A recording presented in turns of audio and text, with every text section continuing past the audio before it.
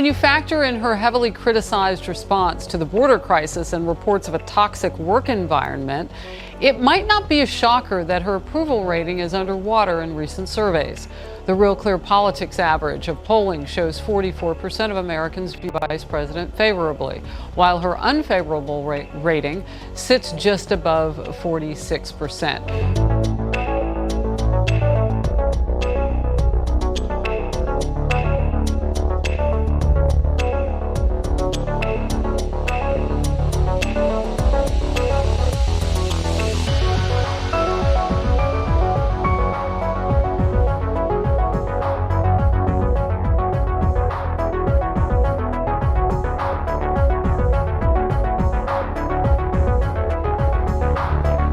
Mercedes, working in the White House, and you're in comms and you're leading your team. I'm just going back to where you were.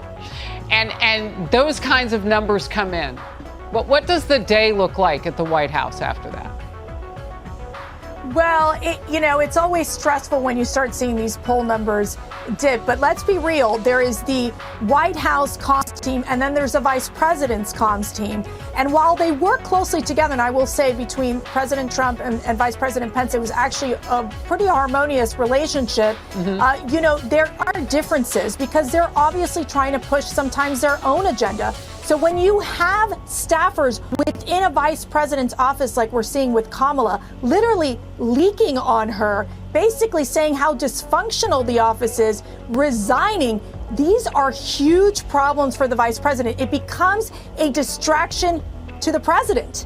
And so they're really, I think right now what I would think is that the White House comms team has to be very concerned that every time Kamala Harris opens her mouth, she messes up. She obviously failed on the border crisis, didn't handle simple questions on when are you going to the border.